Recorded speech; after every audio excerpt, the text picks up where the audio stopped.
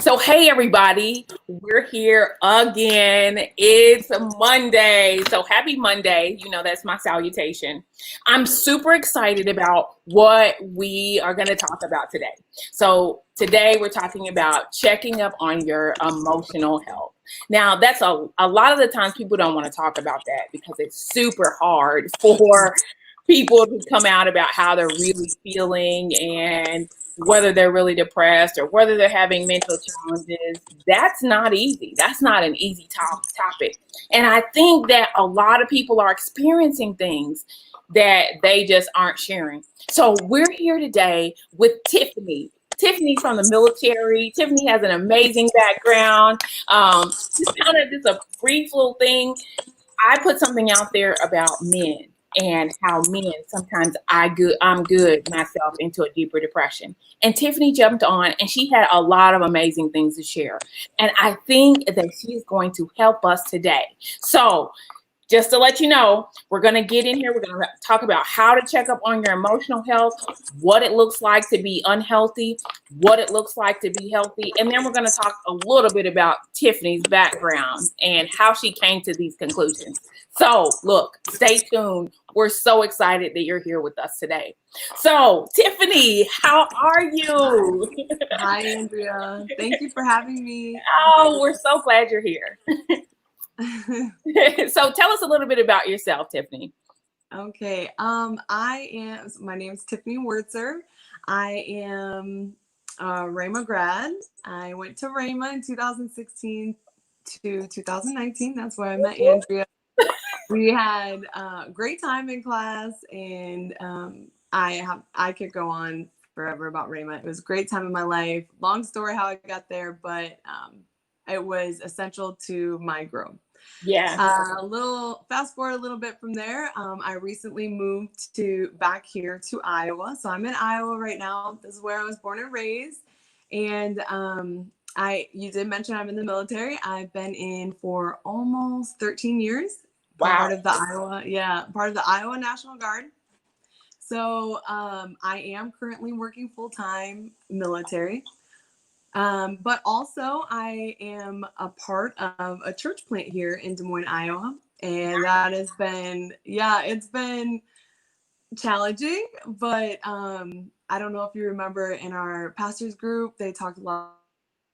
I never thought that I would be here involved in a church plant, but I am. And it's been awesome. So, Yeah. it's crazy. So, It's crazy. Life, I really never expected to be where I am. Yeah. I actually also with my military, I just recently got a promotion. Nice. Yeah, Congratulations.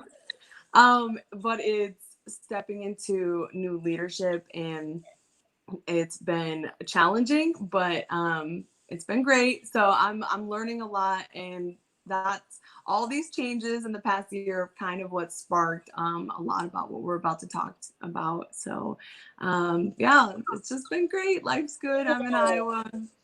Military and church are basically what my life is surrounded by. That's cool. That's cool. So, I hey, got look. my water too, so. Yeah, I know I'm over here advertising my coffee. So let's jump right in. Okay. What does it look like to be emotionally unhealthy? Okay. Wow, that is a big question to start out with. Okay, first of all, I just want to say I'm not an expert in Okay. this. I want to put that out there for the viewers. Yeah, This is yeah, just yeah. something that has been on my heart, been stirring on my heart.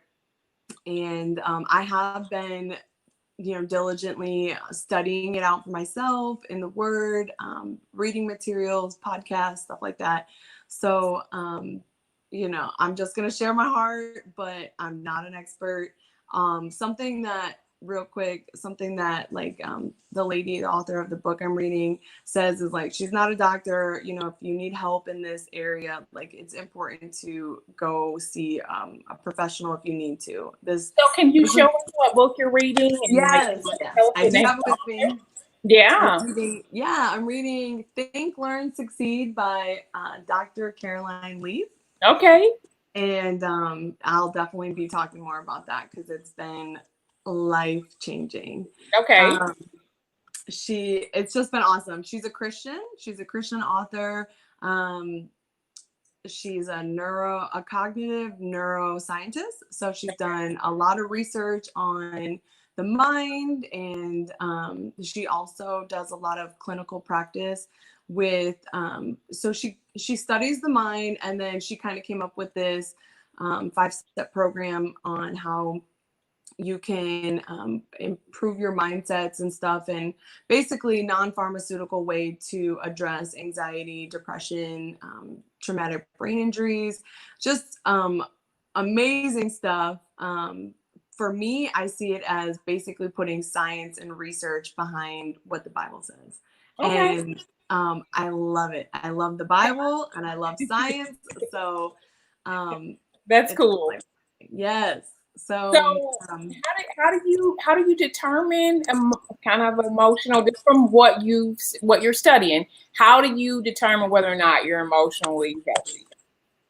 yeah, so I think it in general it's just really important to be able to self-reflect and taking time to analyze yourself. So a lot of things that she talks about are physical reactions and stuff that you can tell when you come across, and she uses the word toxic, but it can be just stressful, any type of situation.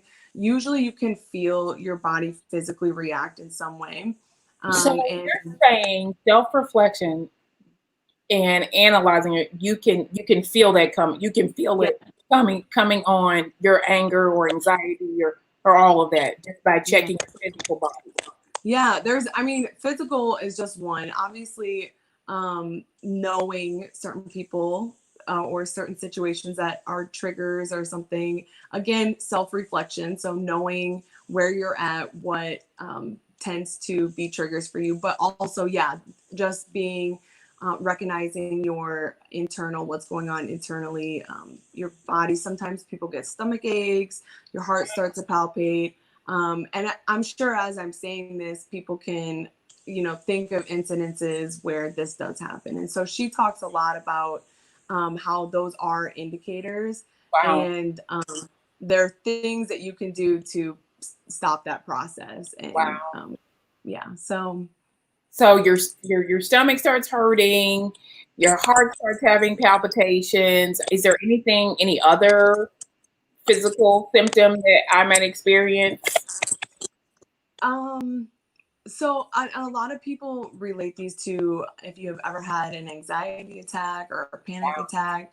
Um, there's a lot of underlining reactions that you don't know. So like your blood vessels, um, they constrict and they just put a lot of stress on your heart. So there's a lot of like medical stuff that is going on that you have no idea that it's happening. But so you might feel flushed. Just your breathing might increase.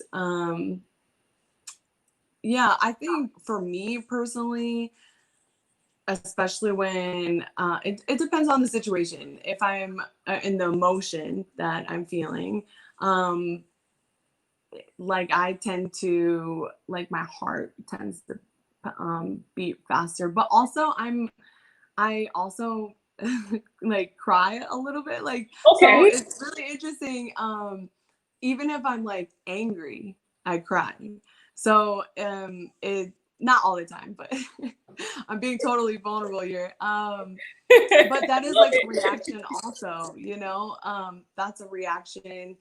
So it's I think what's really important to know is that all of these reactions, whatever they are, there's nothing wrong with it. It's just how our unique body is reacting to that situation. There's nothing wrong with somebody who, for whatever reason, they cry in response to certain situations where um, other people respond differently. I do think it's important to note that obviously if it's getting out of hand or destructive in some way, obviously that's definitely a strong indicator that you need to control it, or we'll get into that a little bit more. But anyways, bottom line is just being aware of how you tend to react, and again, what things are like triggers to those reactions. So would you say that like because like if I'm not aware that I'm having heart palpitation or that I'm flush or whatever, being in that for a long extended period of time would be an unhealthy situation. Yes. Not just for me emotionally, but for me physically.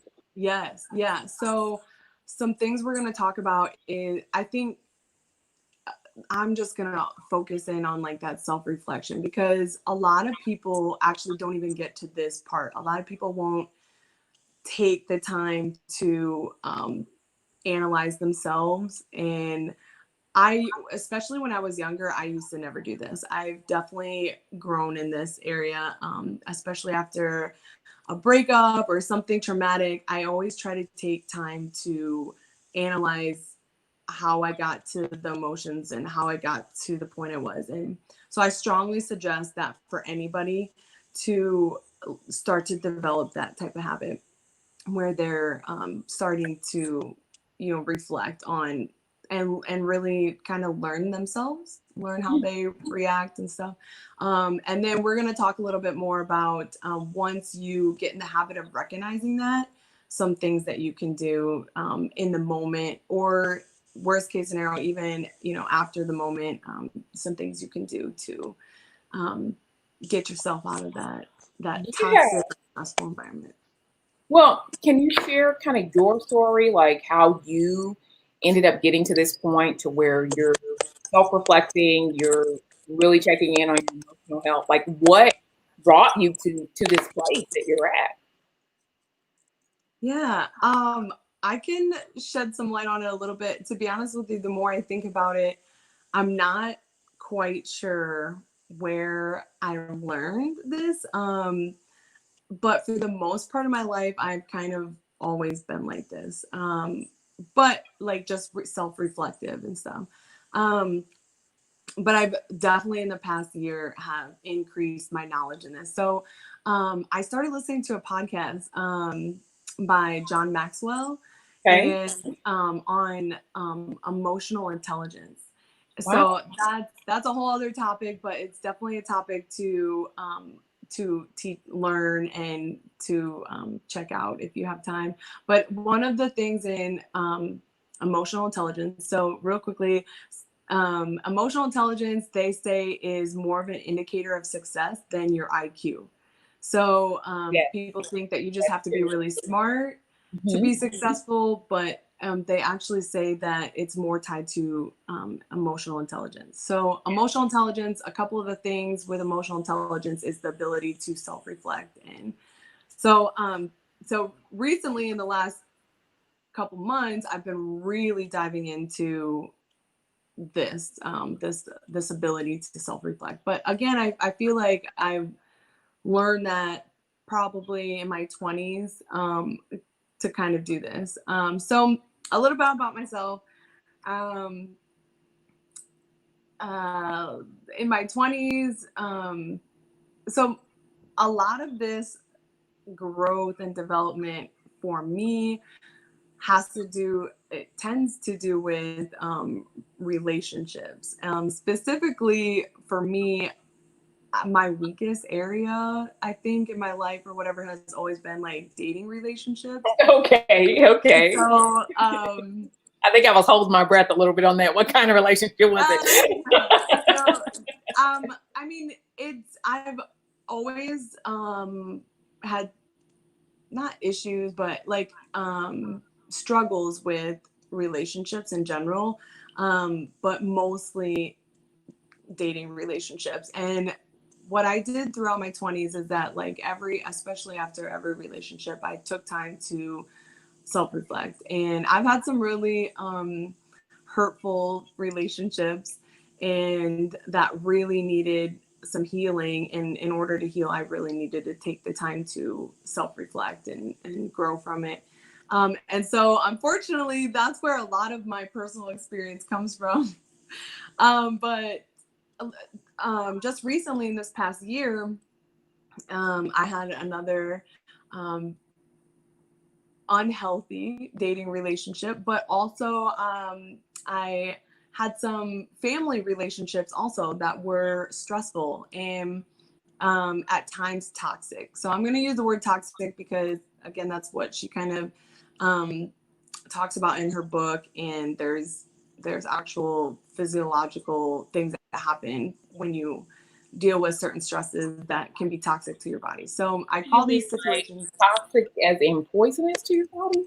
Yeah, like it harms your body. There's like, kind of going back to your heart palpating, and if you're constantly under stress and stuff that are putting that much pressure on your heart, eventually you're doing damage to your heart and stuff. Wow. So yeah, that's what I love about this book is that again, I love the medical field. I love science and stuff, and it really just pulls together, like kind of paints a picture that when you continue to live your life in these stressful, toxic environments or relationships, that you're really doing a lot of harm to yourself.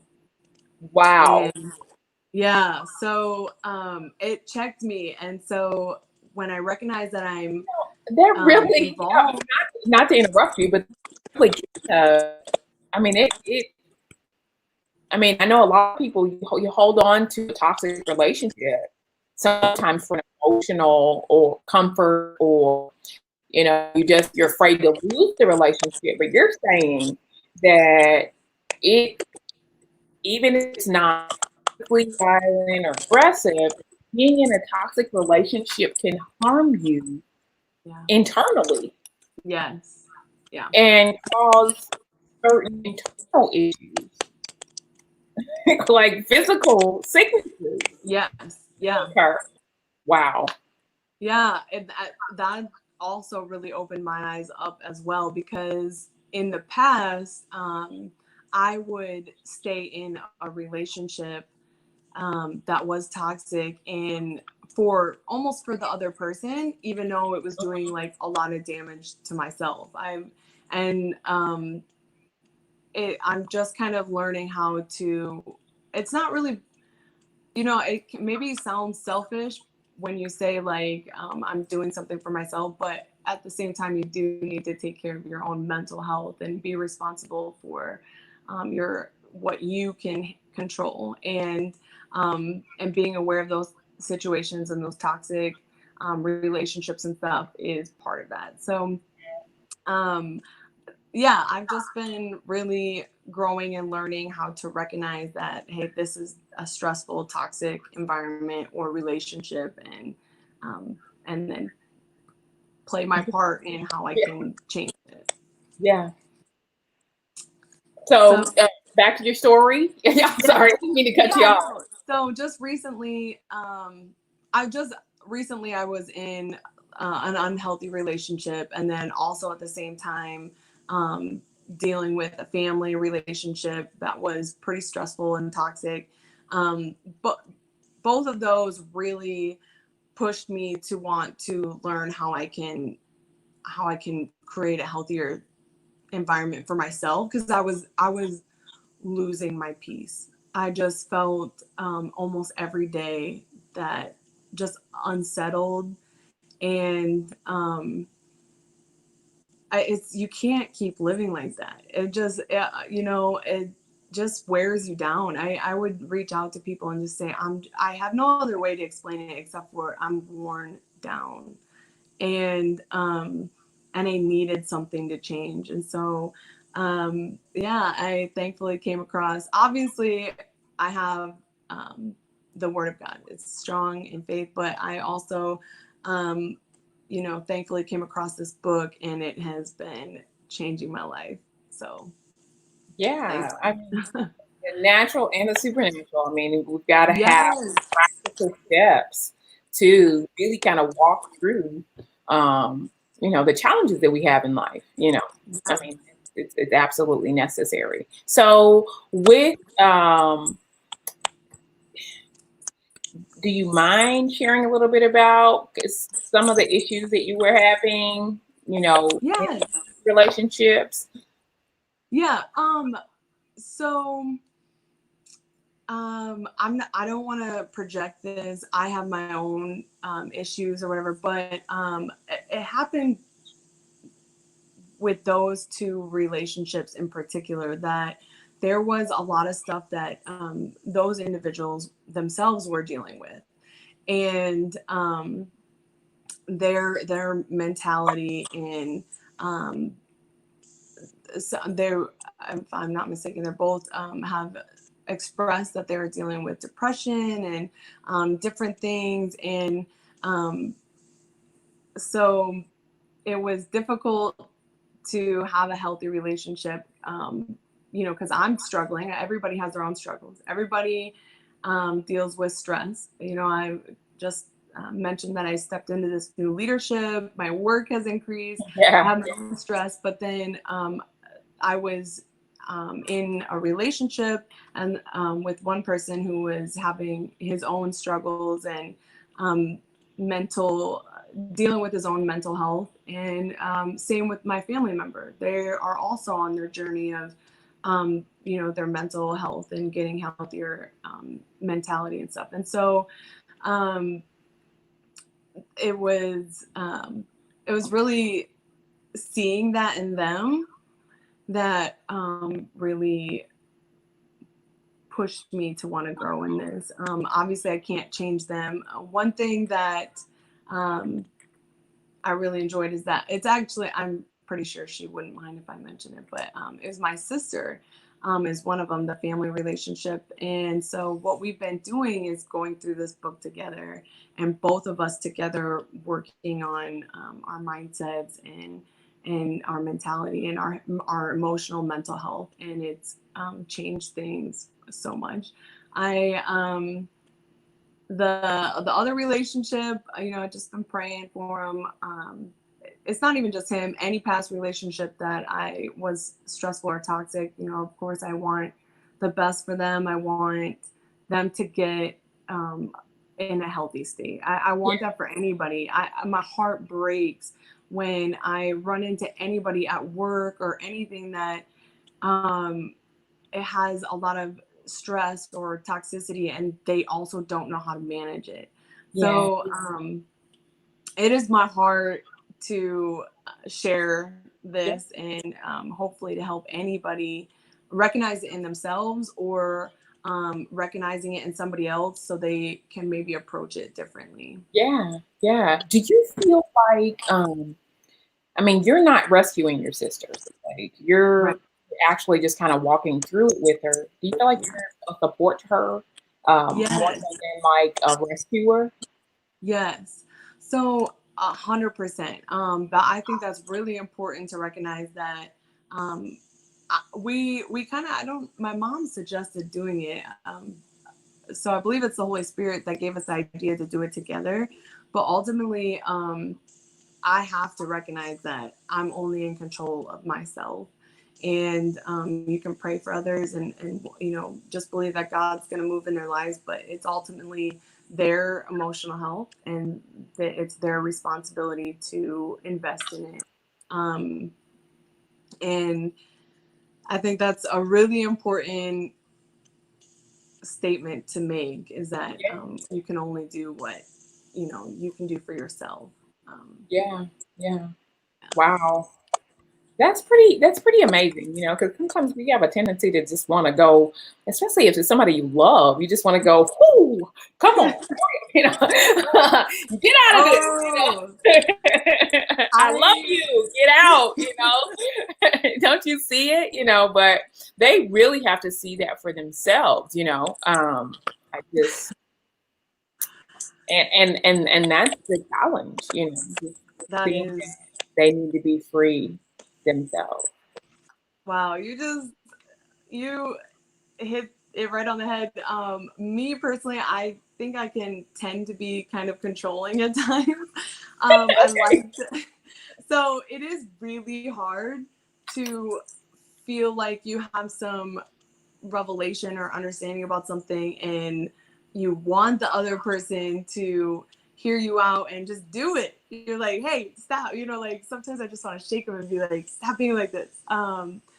But that's not my responsibility. And, you know, people were doing that to me at one point. I have not always been like this.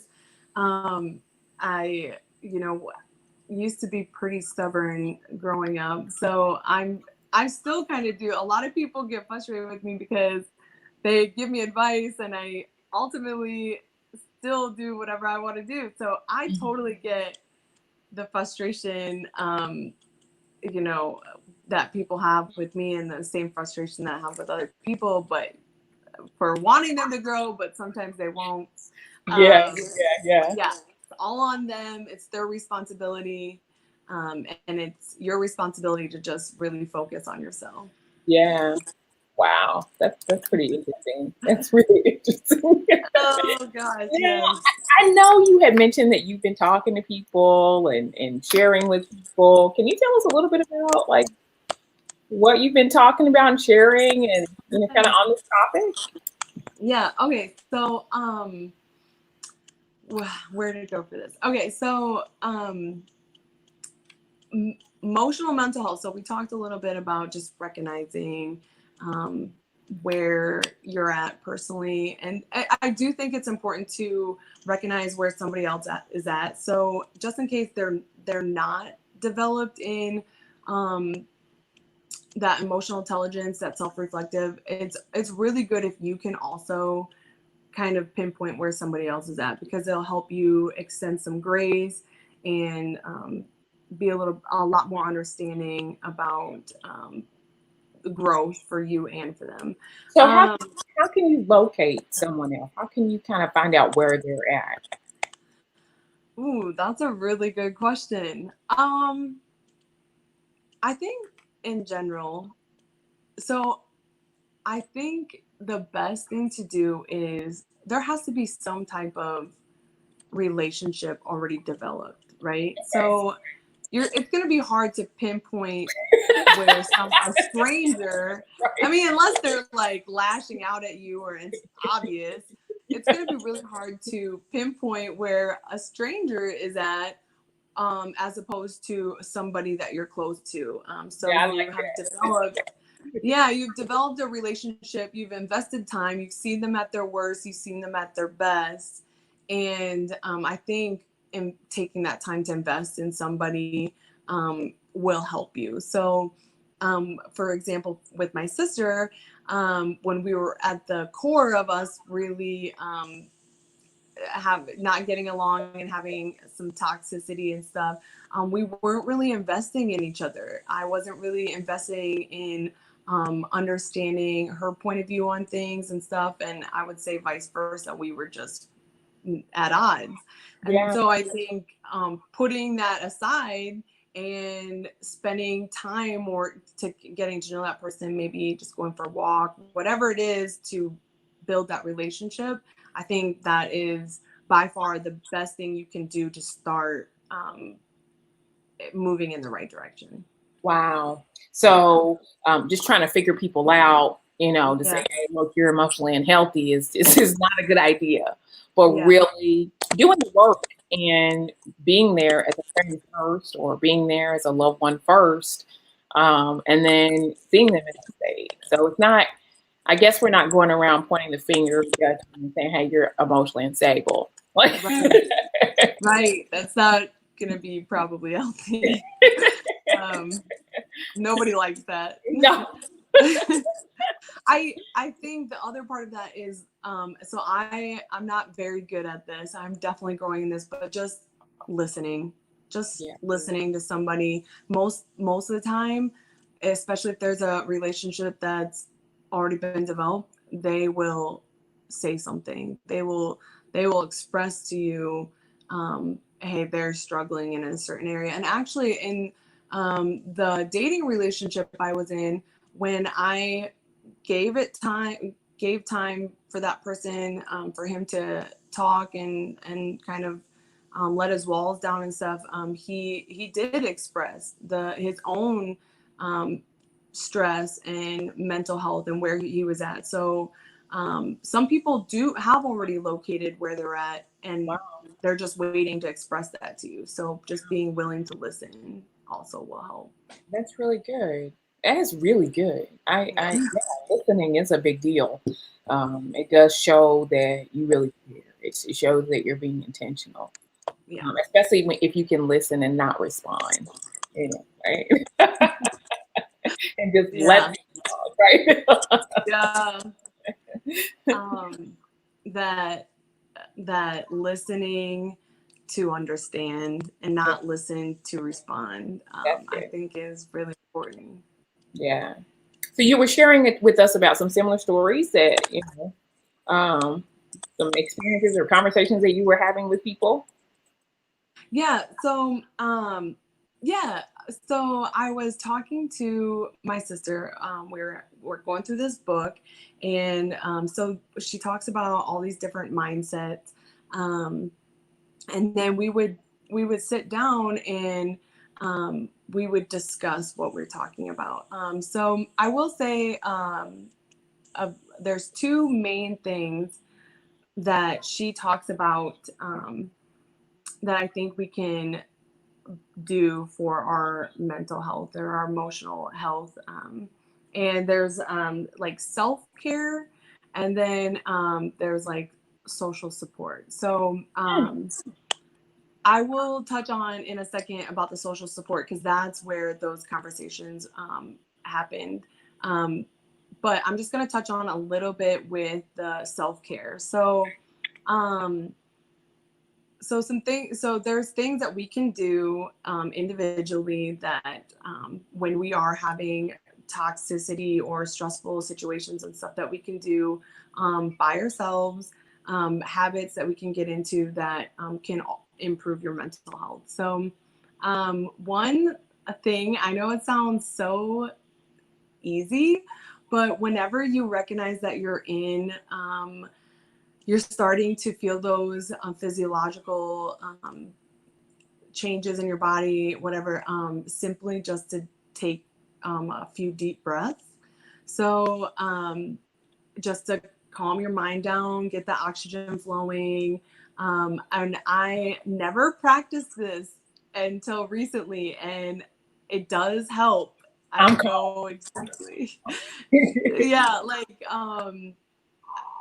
I I don't know what it is. She talks about the science behind it, but just stopping what you're doing. For me, it's probably just stopping my mouth from talking, but just taking deep breaths, and in that moment to just calm yourself down. A couple of things that I do that I kind of got from her. I have some notes, so I want to make sure I'm staying on topic. So another thing that she talks about is your words. I do different little reminders and stuff. I'm constantly trying to read up on positive things, but the biggest change self habit that I did was that I wrote something on my bathroom wall. And I'm going to read the quote because it's super important, and this self care thing has helped me so much. So Wow. I want to share this. So I have it written on my mirror, and I can't tell you. And so in the morning, my mental health, so I struggle a lot with my thoughts and negative and toxic thoughts. Okay. So even if I'm not even having a current situation, I usually in the morning, I don't know what it is, but my thoughts run rampant, and they're usually negative. Yeah.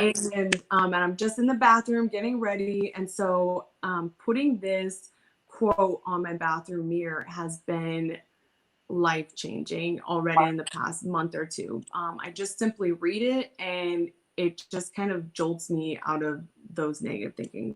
So she says, so the quote is, "Do I want to give energy to the toxic situation by getting all worked up and not letting it go? Or do I want to move all my mental energy into a positive outcome that keeps my happiness meter up?" So just simply reading that quote and reminding me, hey, I'm putting all these thoughts in the wrong place. I'm putting them in this, it's not getting me anywhere. And instead of dwelling on all those things, I can put it towards thinking positively. And, and then she talks about the happiness meter. So taking deep breaths, writing quotes, your mirrors, post things in your walls, maybe put a reminder on your phone to just be grateful. There's different things you can do for self-care for your emotional health, to improve your emotional health.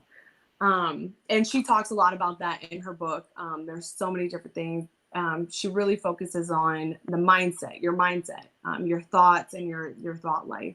And we know from the Bible that is vital. I mean, there's so many scriptures on your thought life. So I was looking up scriptures, whenever I tie a scripture into that quote, Philippians 4:8, whatever is true, honorable, just, pure, lovely, excellent, worthy of praise, think about these things. And so really just being intentional about changing what you're thinking about in the moment, recognizing you're thinking negative, toxic thoughts, and being just really intentional about shutting them down, taking them captive, and thinking of pure thoughts. And so that has, I've just been putting that into practice the past month or so. That has drastically changed my mornings, which changed the rest of my day. Yeah, totally. So, and I do have those conversations with my sister. We bounce ideas off of them, but that's something you can do for yourself. The other aspect that she really focuses on is community and social support, and I know that's what we kind of connected on. So I really have a lot on my heart about this. So before you move on to that, I want to repeat those 3 things that you mentioned. So number 1 was for the self-care. What was that? Number 1? Breathing. Okay. Breathing. Just simply breathing. I know when I did that, it really made me calm. What was number 2? 2, just I don't know if I numbered them. Just like a reminder or something, a quote, something that can help you jolt out of your negative, toxic thoughts. And then your third one was? I'm not quite sure. Did I have 3? Being grateful. Oh, I will say yes. Grateful. Yes. Being I can talk about that too. Yes. So something you can do, like she calls them like activation tips. So for being grateful, and I highly recommend this too. At the end of your day, sit down with somebody and mention 3 things that you're grateful that happened that day. Yeah. And you will be so surprised at the things that you find were actually really grateful. You're really grateful, even if it was small. So yeah, being grateful, definitely. Yeah. So like I said, she said there's 3 things that you can do. Breathe. It really worked. Like I just did it, and I'm so calm right now. Number 2, get a quote, get something, put something on your phone to remind you to get out of toxic thoughts. And number 3, be grateful. Tell somebody about it. Share it. Put it on a post. Like share it on Instagram. Be grateful. I think that's super cool. Before I wanted to mention that and remind us before we jumped into this thing about I'm passionate about it. Community. I think community is amazing. That's relationships matter all over. I mean, I think that relationships, social support, not just romantic relationships, but all kinds of relationships help to build community and help to keep us sane and help to keep us accountable and moving forward in life. So, Tiffany, let's do it. Yes, I'm also equally passionate about this. The more I read in the book, so I'm not quite sure again why. I'm naturally like an extrovert. So the more I kept reading about social support and community and stuff, I recognized that that's totally plays a huge role in why I'm the way I am. I tend to be a more optimistic, positive person. Obviously, my faith plays a role in that, but also I am all about community and social support. And in my deepest, darkest times in my life, I was able to recognize I needed to reach out to somebody. And I know that not everybody does that or recognizes the importance of that. And for whatever reason, thank you, God, I have always put that into practice. So the more I kept reading on it and stuff, I'm like, yes, this, I know that what she's saying. So she has all this science and research and clinical experience. And then I have my own personal experience that I'm like, this is so important. And nobody's talking about it. Nobody is talking about it. So I'm so glad we're talking about it. Yes. Yeah. So social support and community. And she has a couple quotes in here. So she talks on both community and social support. And oh man, she said this one thing that said, I don't want to misquote her. So oh man, when I read this, it just oh, it jumped out at me and I will never forget it. 91. Okay, so she says, so for individuals facing difficulties in their life, i.e., everyone, isolation can be lethal.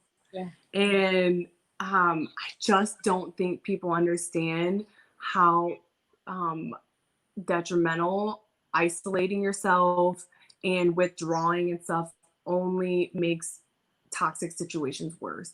And when she says the word lethal, it just breaks my heart because a couple of the people I've been dealing with, one of the things they do is and I'm not like this. This is why I had to really have conversations with people because I don't tend to withdraw. I will share, hey, I'm dealing with something, but I started having relationships and butting heads with people who are not like that, who when they're dealing with something, they withdraw, they isolate themselves. And I just didn't understand. And I just also saw that nothing was changing. They were staying in this darkness or whatever. And so when I started reading this and she said lethal, I'm just like, yes, it's detrimental, it's harmful, it makes the situation worse. And so so yeah, we're having conversation with my sister who is growing out of being like this, but she's aware that yeah, she's more of an introvert, and so she just whatever reason kind of isolates herself and so we're bouncing ideas. We're talking about, okay, so why do people do this? Why again, I'm just trying to understand because I'm not used to this. So we touch on a few subjects. Why people tend to withdraw or isolate. Again, this is just our opinions and stuff. So we talked about sometimes it's trust, that relationship hasn't been built up, and so they don't trust that person to open up to them. Shame could be something that holds you back from reaching out to somebody. A past experience of reaching out to somebody or being vulnerable, and then it wasn't understood or wasn't heard, wasn't receptive. Yeah. It wasn't received very Yeah. Okay. well. They weren't. So, Yeah. but also she kind of hit on, we're talking about, well, does differences in personalities play a part in it also? Because like I said, I'm more of an extrovert, so me sharing my feelings and reaching out to somebody just comes naturally, where she's more of an introvert, and it takes a lot of work to be willing to go talk to somebody about it. So sometimes those thoughts that you're weak. So this is again, I'm in the military, and I really think that this mindset plays a huge role with military people, Yeah. but all across the board. But Yeah. those thoughts that you're weak, if you have to reach out to somebody that you're supposed to be strong for yourself, and that it's weak if you need somebody else's help. Mm-hmm. Um, and sometimes also you feel betrayed, so you don't. You're just hurt. You're Hang on too just a hurt to second. really I've accept. got we've got some technical things going on. I think you're Oh yeah. frozen. Do you need me Just to? a sec. Okay. Let me. There you are. Okay. Now, what were you Do you, saying? do you need me to repeat any of those? Yeah. So you say you're in the military. Sometimes the thought comes you're weak if you need someone else. And what was the other thing? Yeah, so if that feeling of being weak, or that you have to be strong for yourself, or maybe you just feel betrayed by the situation or by the person, and so you just kind of close yourself off. So these are all different hindrances to um, the getting past your toxic situation. So again, one more quote from her book.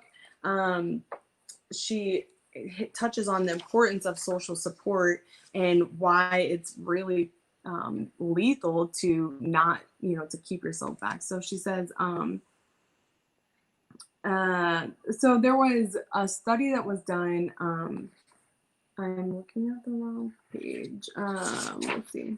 Yeah, okay. So she talks about how there's a correlation between smoking and having lung cancer, right? Oh, yeah, yeah. I remember you telling me So, that. yeah, so there's a really strong correlation. People know if you smoke, yet you have a high risk of developing cancer. Mm-hmm. Well, they had done a research on the correlation between social support and happiness, and it doubles the correlation between smoking and cancer. So it's such a strong correlation between social support and happiness, but nobody's talking about it. And that really stuck out to me because um, ultimately we want to live a happy life. We want to enjoy life. And there's research that shows community and social support is highly linked to happiness and fulfillment in life. And yet nobody's talking about this. You So, know, here's the thing. I think even in our circles, and people may not necessarily be familiar with our circle, because whether I mean they may have chosen to partake in Christianity or not. So I mean this was pretty broad audience. We're just trying to explain it from our perspective. Um, and if that's not your choice, we're not condemning you or shaming you over that. But what I will say is that in our circle, sometimes people have a tendency to say, well, this person hurt me and all I need is Jesus and I don't need anybody else. Well, to me, that's self-protection. Like right. that's a fear of rejection because somebody's rejected you. And instead of reaching out to other people that may accept you, you go inwardly and you start to isolate from Yeah. there's tons of people that care about you. This one person rejects you, and then all of a sudden, like the whole world is over, and you only need you and Jesus. I feel like we do that all the time. We do that Yeah. so many times. I'm not really sure what it's like for not being a Christian because I have been, Christian for so long. But that's what we do. You see people like beef up. They spend more time in prayer and they spend more time reading the Bible. But it's not to the tune of I'm getting healthy. It's to the tune of I'm trying to fill up my time. Mm-hmm. Wow. Yeah, you bring up some really good points. Um, and there is a time to do that. There is, Jesus withdrew, spent time with, just with the Father. There is time to do that, um, but there is that strong connection with community and social support, and it's really important that you're not isolating yourself. Especially if you're not in a healthy mindset. When you withdraw and spend time in the Word, but you're not in a healthy mindset, it might not be that productive. Sometimes just spending some time, getting that social support first and then withdrawing and spending time in the Word, your mind's going to be in a better place. I'm not saying one way is better than the other. I'm just saying they both need to happen. You need to be spending time with the Father, but if you're a Christian, whatever to get your internal peace. But also you do need social support. You need community. You need interaction with other people. Just our bodies are wired, our minds are wired to have this type of interaction. Another study was done with children, and that they studies show that when there was lack of touching or human interaction with the baby, that it proved to be lethal again or detrimental to their growth and stuff later on in life without that that interaction early on. So we see on the medical and scientific side that our bodies need that. We need that for just to live, to be healthy. And it's in the Bible too. I One thing that I was thinking on just recently was, the biggest thing I see when somebody isolates is they just it's like the thoughts keep coming. There's it's like the devil like attacks more when you're isolated and by yourself. And I was just the scripture in Matthew when Jesus was in the desert for 40 days and he was by himself. That's when the devil came and was, questioning his authority and stuff. So it's like the same tactic. Like the enemy doesn't change. He has the same tactics. And so when you isolate yourself and withdraw, that's just like an opportunity for the enemy to come attack you more. Yeah. And so that was another thing that really stuck out to me is like, you don't want to give the devil a foothold, the enemy a foothold, and an opportunity to come in and attack you more. And so it's just really important to reach out, to build up your social support. So if you don't have a really strong social support, be intentional about building relationships so you have people you can reach out to. You can send a text message to, whatever it is. There's a couple different things you can do. I think the biggest thing is be proactive. Okay. Build this up before you come across a toxic situation, or a stressful situation. Because when you get to that stressful situation, if you don't already have a relationship built up, you're not going to feel comfortable to reach out to them. So being proactive, invest in people, get out Yeah. of your comfort zone, go on a walk with somebody, go out to dinner, whatever it is. Yeah. I know not everybody likes to do that, but you have to invest in people if you want to be there for them and them be there for you. But also, so another thing she says is when she has a patient, she has this thing called get a session, give a session. So so just that being social support isn't just for you. You remind yourself that you want to be a supportive person to somebody else as well. That there's fulfillment, joy, and stuff when you can invest in somebody else. Send them a text message. Hey, I'm thinking about you. Is there anything that you need prayer for, or anything I can do? You're struggling with. Investing in somebody else's mental health also, in turn, helps you with your own mental health, and again builds that relationship. So there's a couple different activation tips you can do to strengthen your social support. Community, get involved. A lot of these things, nobody likes to do this, but if you really care about your mental health, and stuff, you should start doing this. So signing up for a book club, a women's group, men's group, getting involved in a group, volunteering, anything you can do to increase your community, your social support. Again, being proactive is what's going to help you keep your mental health in a healthy state when those toxic, stressful situations come. Yeah. That was a lot. Oh my gosh, Tiffany, this has been awesome. I mean, this is so eye-opening, so enlightening, so much of what relationship matters 2020 is Yes. all about. I mean, this is the heart and soul of who we are, you know, Yeah. building community. But yeah, sometimes it takes working on yourself. It Yes. takes doing those extra things. So thank you so much for being here today with us this Monday evening. So, guys, this has been so informative. If you got anything out of this, I want you to share this with your friends. Share this with people you know that may be struggling. Keep this somewhere, save it to your links or whatever.